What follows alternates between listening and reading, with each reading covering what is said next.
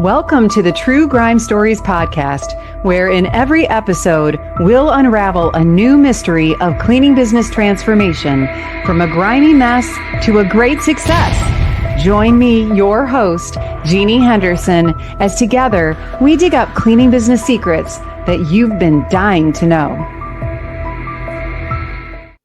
Hello and welcome to this next episode of True Grime Stories. And I am so glad you're here with us today because we're going to hear a great story from my friend Brittany Rivera with Clean by Nature in Newnan, Georgia. And I think you're going to really enjoy hearing Brittany's story. And Brittany has built a great business in Newnan, Georgia, starting in 2014.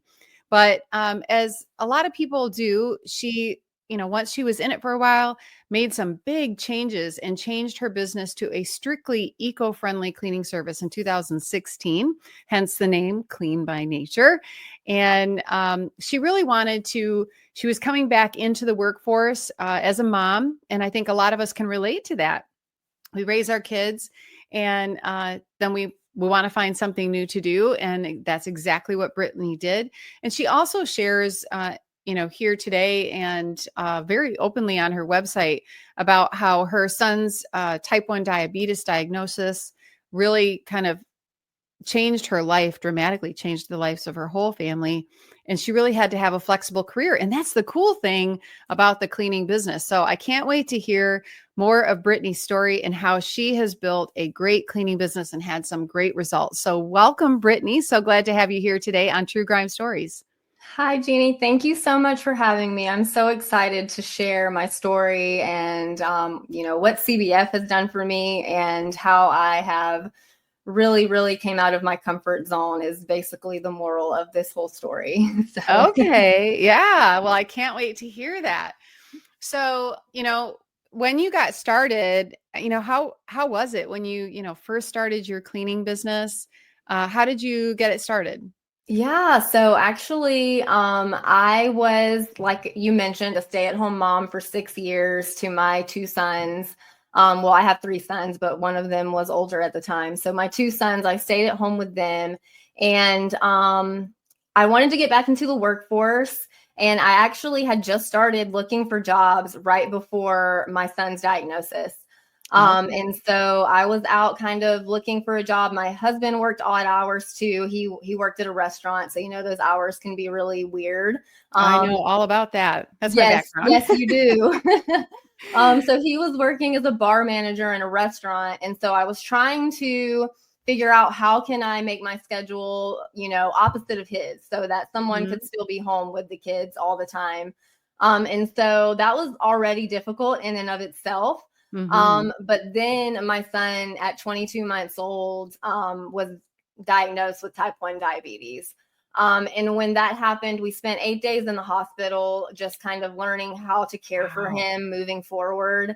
And after that, I just knew, I have to find something that's flexible. I cannot be in somewhere where I can't answer the phone or I can't, I just have to be somewhere flexible. And so I actually posted a it's kind of like a Craigslist type thing, but it was just to this local area.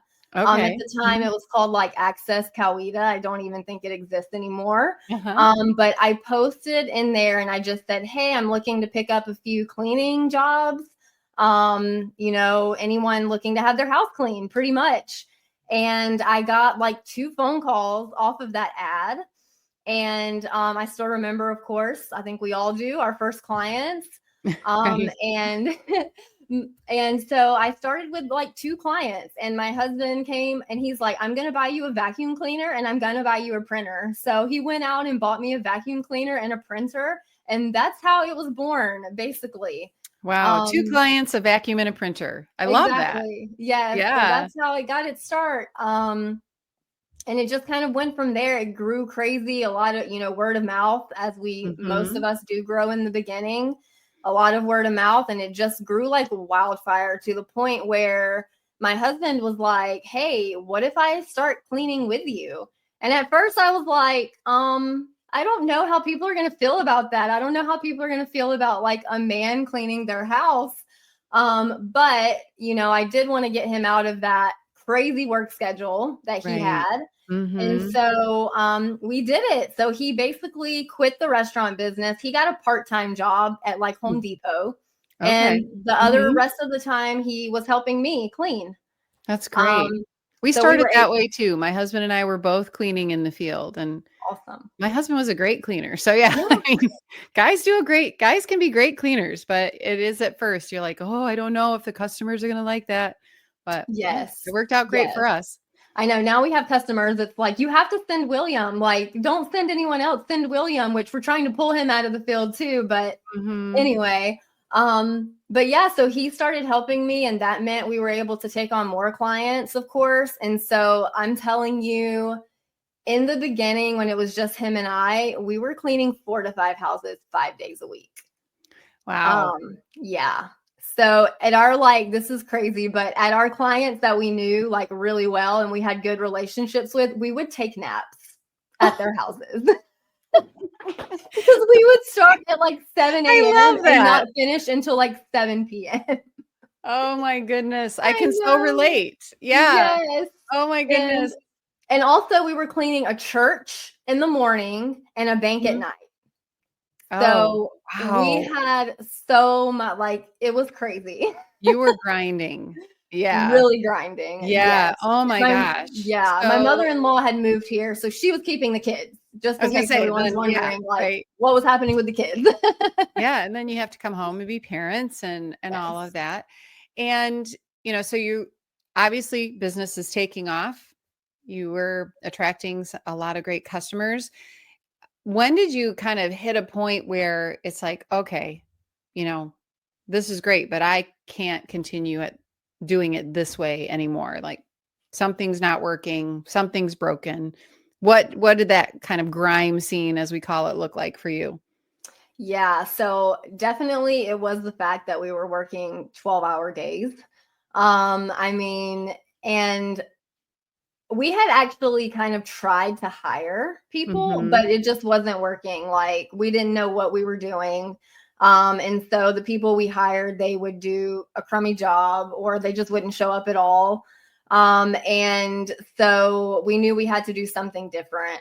And so I had been, I think, in cleaning business profits at the time. So the Hmm. first That's time I the actually, Facebook group, the right? Facebook group, yeah. Hmm. Um, and I think the first time I actually, well, I know the first time I ever talked to Debbie was in 2016. Hmm. Um, and this was back when she like did the little 15-minute phone consults herself, which is Right. Hmm. so valuable. Like, you don't even know how valuable that is. But Yeah, she's she, so good with just even giving you a little bit of push, even in those short phone calls, right? exactly, yes. And it was just kind of to see if CBF was a good fit for me, you know. Hmm. And at the time, I was just, when she told me, you know, the price of it, I was like, oh my gosh, how am I going to do this? You know, Hmm. because we were just like surviving basically. I mean, we weren't charging enough, you know, so I think we were at like $20 an hour back then. We weren't Yeah. charging enough. Right. Yeah. That's the other thing too, is we often, we take all the work, any work that comes our way.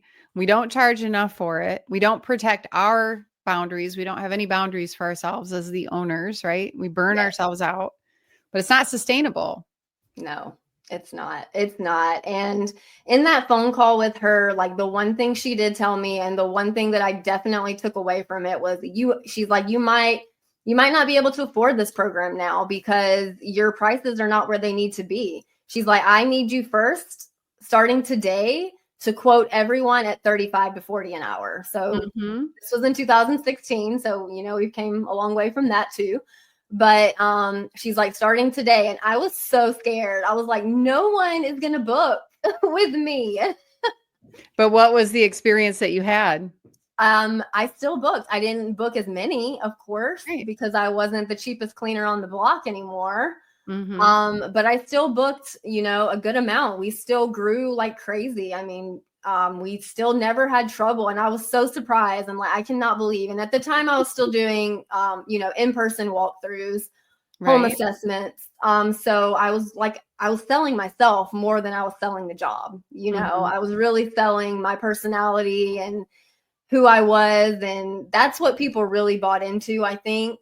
And just a lot of it was still word of mouth. So they had heard about us from their friends. Mhm. So I still closed a pretty good amount, even when I literally doubled my rates. Yeah. So instead of taking all the customers, because anybody will take you when you're cheap, right? Yes. Now Yes. you're getting the right customers, the ones who are willing to pay what you're worth so that you can run a professional business and hire and all of those things. Yes. So you're in this situation, you're still kind of stuck. What was the thing that, you know, you found that helped you get out of that grime scene? What was the thing that pushed you to where you were able to grow your business to where it is today? Yeah, so this story is really an 11-year story. It's been a Mhm. journey, Yeah. Yep. So You like I don't said, start. There's more than one grime scene in every oh, life, right? And more in yes, every cleaning business. But yes. yeah, it is a journey for sure. It is. So like I said, the first time I spoke to her was in 2016. I really couldn't afford the program. So I did everything that she would offer in the cleaning business profits group. So if she Hmm. had like a $100 little course, I would take it. If she did like the lot, like the 7-day live thing she does, Hmm. I would take them. Like I Challenges and was, things. Yeah. yes, exactly. So I was as involved as I could afford to be at the time. And by raising my prices, of course, I was seeing more profit coming in to us. And so in 2020 is when I actually joined CBF. All And it right. was in February of 2020. Oh, so right before the infamous CBF Live, Yes, March and 2020. right before COVID decided to shut down the world. Hmm. So so Well, good thing, right? yeah, Imagine if you hadn't joined at that point and you that's had to true. go through COVID by yourself. Yes. Oh my gosh. Yes, that is so true because she did so many, lives. And that's when I think the Buffalo thing was born, Yes, that it we can weather was. the storm. Mhm. And that was so helpful. But I was honestly in such a like victim mentality, Mm. like I just Mhm. put all this money into this and now like the world is shut down. Like, what in the world am I going to do? So it was really good to have Mhm. that encouragement from CBF and from all the CBF members. But I kind of did like, I was dealing with my own, honestly, I guess like mental health issues too, just like going through that. And so I didn't really implement everything that I got in CBF until the following year. So Right. once we kind of made it out of that, in 2021, March of 2021 is when I hired my first employee the CBF way. Okay. Did you have Yes, some employees before that, but it just wasn't the, kind of the exactly. successful model for hiring? Yes, it was Okay. awful. I mean, it was such a mess. People, like I said earlier, they wouldn't show up. If they did, they would do a crummy job. And I was having to go and like correct what they did. It was a mess. And Well, that's and what I my think husband that's was like. why, a lot of people end up giving up Yeah. is they try to hire and they have you know, 2 or 4 or 6, or in my case, 10 bad hires. Yes. And, and they're like, I'm not good at this. I can't Mhm. hire. And they give up.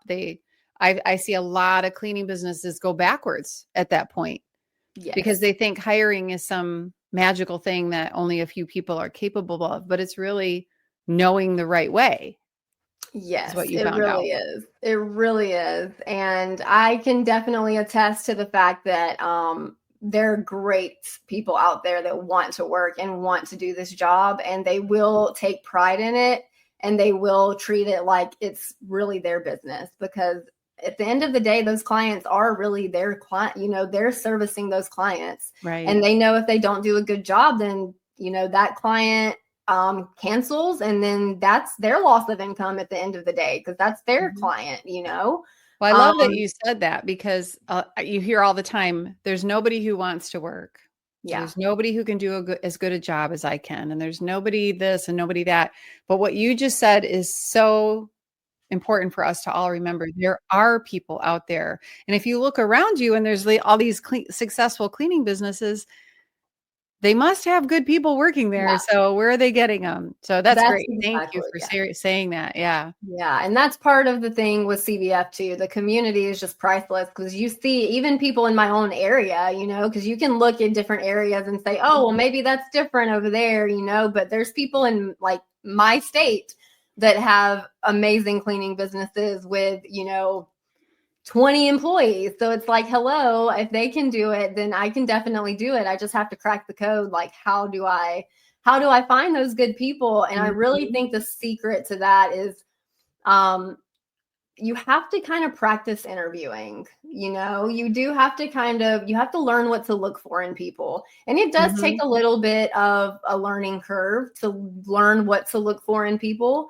and to learn what you want and to really you have to hire them based on your culture. So like in my business and then I think most CBF businesses, it's Mhm. like a family based culture. So we want Mhm. you're working Monday through Friday, you're not working evenings. We want you to be home with your family. I'm a mom, you know, I Right. want you to, if you're a mom, I want you to have time with your family. And I Mhm. think that is, from what I hear from all of our applicants now, I say, hey, what drew you into this job? It's always that. It's, you know, I can tell you're a family business. I can tell that you know, care about my family. I'm going to have like a family, you know, work life balance. And that's really what drew me in. And when you find the people that's what the culture they want, you will keep them.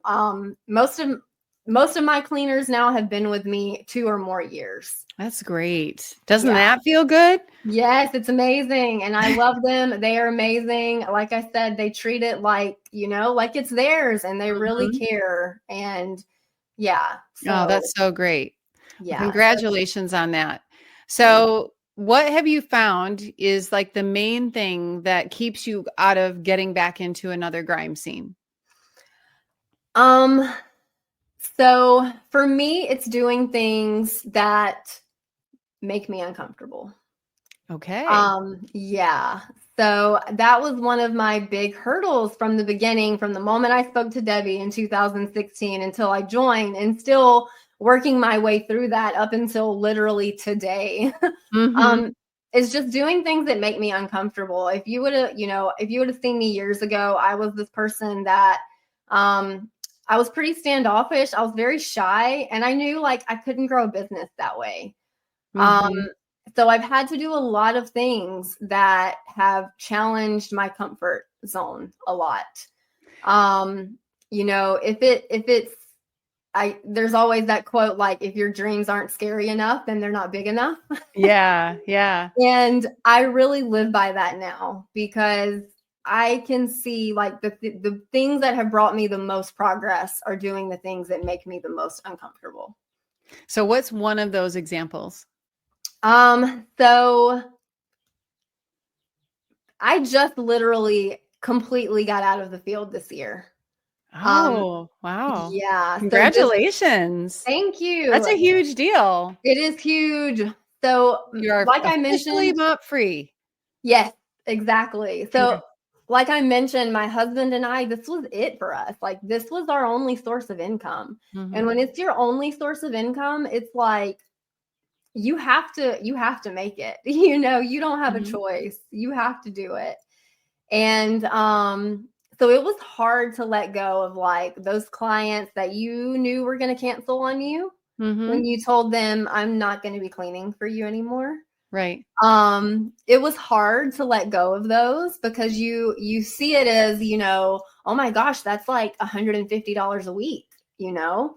But when you really start to think from like the CEO mindset, it's like, okay, but I could miss a call worth $6,000 a year while I'm cleaning this job. Oh, yeah. That is Yeah. so true, but it takes us, like, stepping, out of our business and kind of looking at it from the outside to see what we're missing because we get so caught up on being in the business. We Yes. can't really figure out how to be working on the business instead of in it. That is Yes. so good. And it's the one thing that it's a big step that a lot of people never make.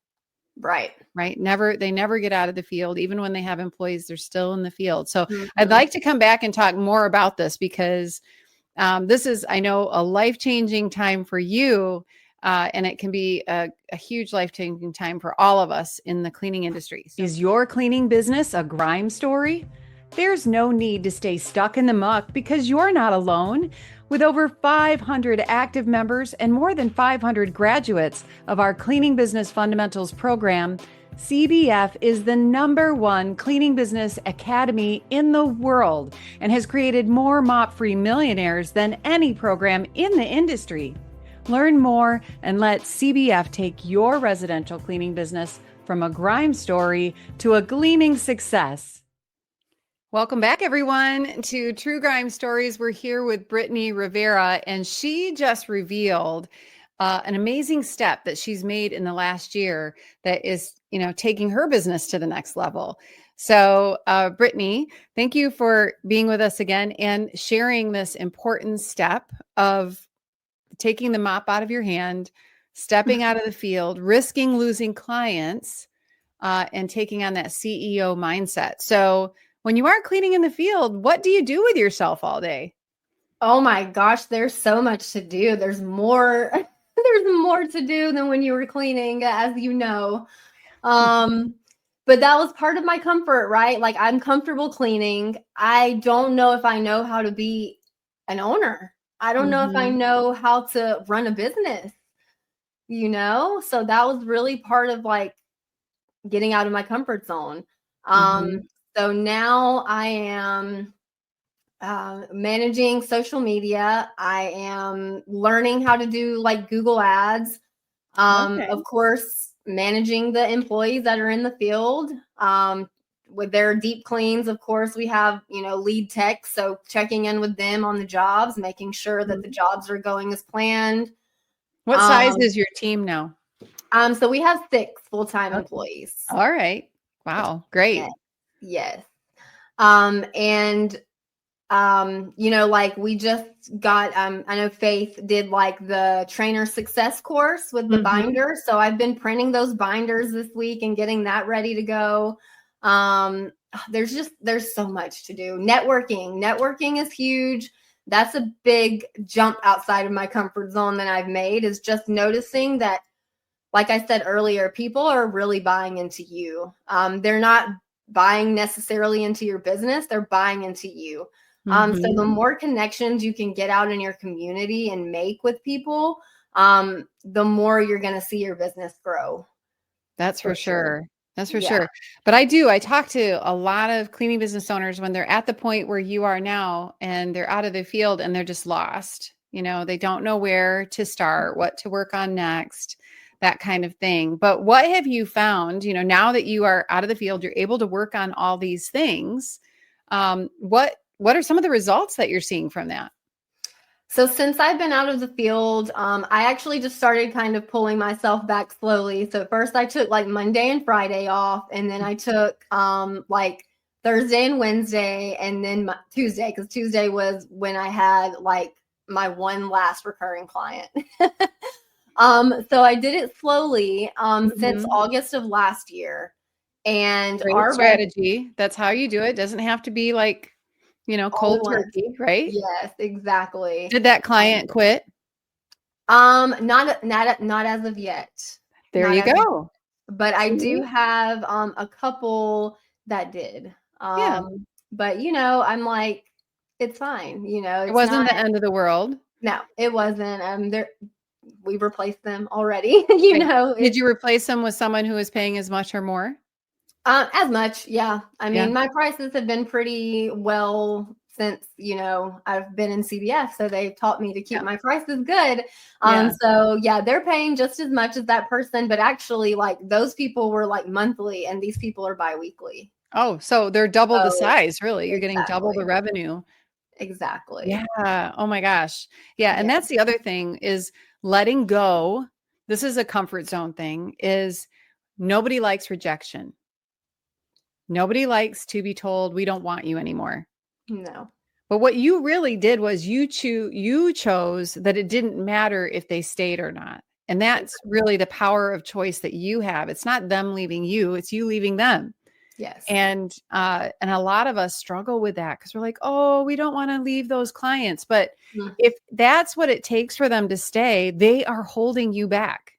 Exactly. Right? That's so true. And I still remember what Debbie said in like one of the modules where she says, like, they're not loyal to you. You know, I know it's so hard to hear. Yes, you think they're loyal to you, but they're not, you know, because if they were, then they would be happy for your growth. They would be happy that you are, expanding your business. And I will say 90% of my clients are like that, which is a blessing. Oh, isn't it great? It's so yes, great.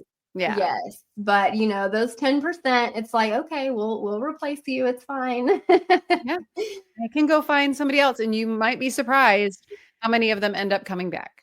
That's true. That's true. They go out and try somebody else, and then they're like knocking on your door, a year later, like, hey, will you take me back? Because at the end of the day, it's like, what are you going to do? You're going to hire someone that you know nothing about. Whenever I have like vetted this person, you supposedly trust me. I've been in your house for years. Right. So why would you not trust me to like find an acceptable replacement? Right. Yeah, I love that argument. That's so good. When somebody says to you, well, I don't want you to stop cleaning, I only want you. That's a great response right there. Anybody who's listening or watching today, write that down. What Brittany just said, that's solid gold. That's a great way to explain to the client how you're still going to take care of them. Yes, exactly. Instead of going out and starting all over again. Exactly. Oh, that's really good. Yes, exactly. And so what you asked, like the changes I've seen is like our revenue has doubled so far. Wow. We were at like 3,500 a week, and now we're at 7,000 a week. Oh my gosh. Yeah. Yes. That's huge. It's so worth it to get out of the field. I know it is so scary. I know it is like, oh my gosh, but you're going to see the results so quickly. Yeah. If you just apply yourself and you do what you're supposed to do with your business, keep track of your numbers. I know that's a big CBF thing, but that has helped me so much. Just keep track of your numbers and know where the issue lies. So the next month you can fix it. And keep, but it was, just look how much it's paid off for you. Yeah. And people get the idea of, well, if I keep cleaning, I get to put that money in my pocket. Exactly. Yes. And what you don't understand is by putting that money in your pocket, you're throwing a whole bunch of other money out the window that you could have, right? Yes, you are. Yes. The things you do when you're out of the field are 10 times the value of what you're doing when you're in the field. Or more, 100 times the value of what you're doing when you're in Instead the field. Of servicing one customer, you're out working on getting 10 more. Exactly. And more. Exactly. And you can answer the phone. You can this is just within the last year too, like following up with your current clients, because I didn't have time to follow up with my current clients. I was literally cleaning 40 hours a week. And then maybe I had 10 hours a week to come home and work on my business. So it just wasn't sustainable. And you can't grow a business that way. You just can't. Yeah. So, and then, staying in touch with your clients, just following up with them, answering the phone and being able to talk to new clients. I'm not kidding you. I never really spoke to a client on the phone until August of last year. It was all through text or email, or like when I used to do walkthroughs, of course it was walkthroughs, but I really never even spoke to like a client on the phone. It was all like through text. And So what's the difference? Because I think this is a really important lesson for all of us. Because in this day and age, we're getting so disconnected from other human beings. Because the phone is in the middle. Yes. And we trust the phone to convey our thoughts and messages, but it's not the same. And it's really a crutch, and it's a shortcut, and it's kind of a cop-out, really. It is. When it comes to communication. So what's the difference when you speak to people compared to just messaging with them? What are some of the kind of results or comments or feedback that you're seeing because of that? Oh my gosh, I have so much to say about that. So that was one of my comfort zone things as well. Mm-hmm. Because I just didn't really like to sell. Like if people say, "Oh no, that's too much," I'm just like, "Okay, bye." I didn't really like to sell or like push myself on to people. But you get practice with those, like, those rejections, and you learn how to Mm-hmm. kind of overcome them.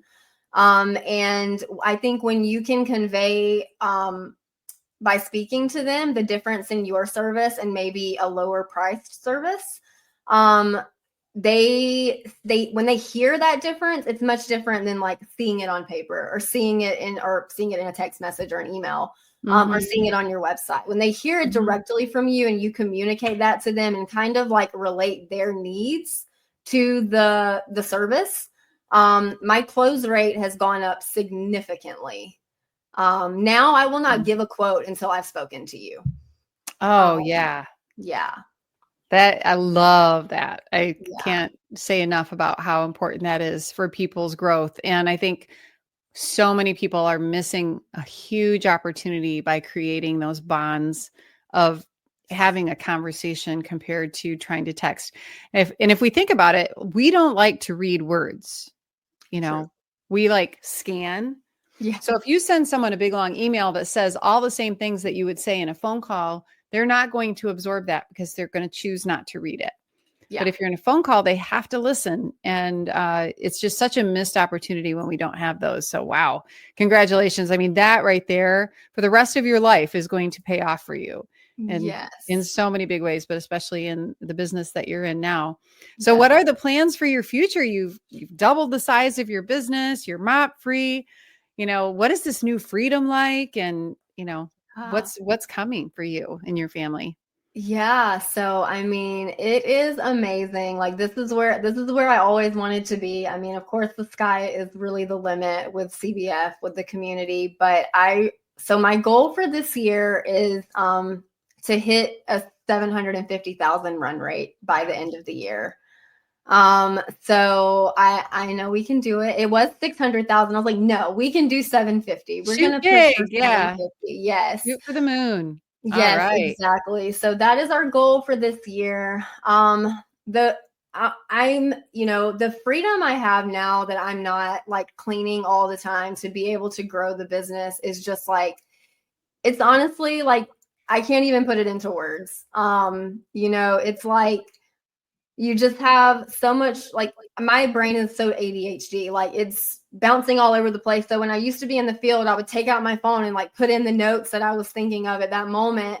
And now, I'm here and I can actually implement the things that are on my brain.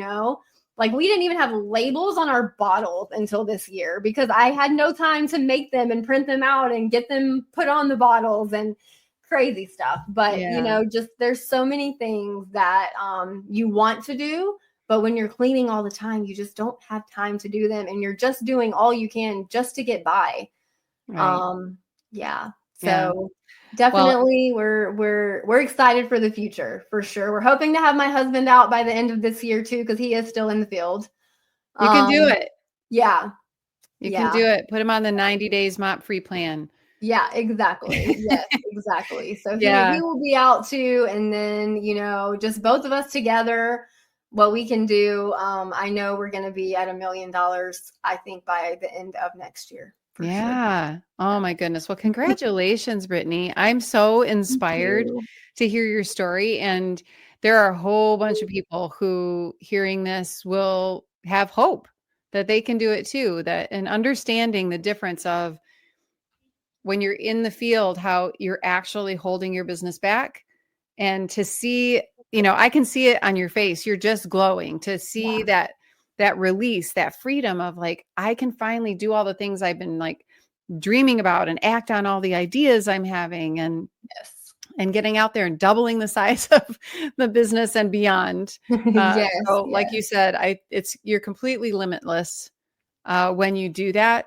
When you are doing what you can with your two hands, you are limited by what you can do with your two hands, right? Exactly. Yes. And Exactly. but when you are just using your brain, it's whatever you can imagine. That's what you can Yes. do. Yeah. Yeah. Yeah. So cool. Well, 100%. I'm gonna enjoy watching your rise over the next several years. So what's leaving our audience today? What's one last piece of advice for people listening to us today, whether they're getting ready to start a cleaning business or they're in the cleaning business? If it seems scary, do it, because that's what's going to take you to the next level. If you're comfortable, you need to stop doing that, because whatever is, making you feel comfortable is not causing you to grow. The scary things are what are going to cause you to grow or help you to grow. Oh man, so good. Write Yeah. that one down and put it on your mirror, everybody. I That is did. so great. That's right, and that's how we get stuff done. Yeah, I do the same thing. Have to constantly be inspiring myself to do the next thing because there's always something scary ahead of you. And exactly. yeah, you just got to Yeah. keep doing the scary stuff. Well, so good. Well, thank you, Brittany. What Thank a joy. you. And to everyone listening today, check out Brittany's business, Clean by Nature in Noonan, Georgia. And she's doing great things. And I love her example of telling her story on her website. So check that out. And be sure and come back next week to see and hear our next guest. And if you love this episode, we'd love your review on whatever platform you like to listen to. Be sure and share, download, and subscribe. And if you'd like to know more about cleaning business fundamentals, feel free to click the link in the show notes to set up a free call with me. I'd love to talk with you about your business. Thank you for being part of True Grime Stories, Brittany. We'll see Of you course. soon. Bye, everybody. That's a wrap on today's True Grime Stories. Thanks for joining us in uncovering the secrets of cleaning business success. Don't forget to subscribe, share, and download, and check out our show notes for links and info from today's episode, and to learn more about our sponsor, Cleaning Business Fundamentals. Join us next time as we solve another True Grime story.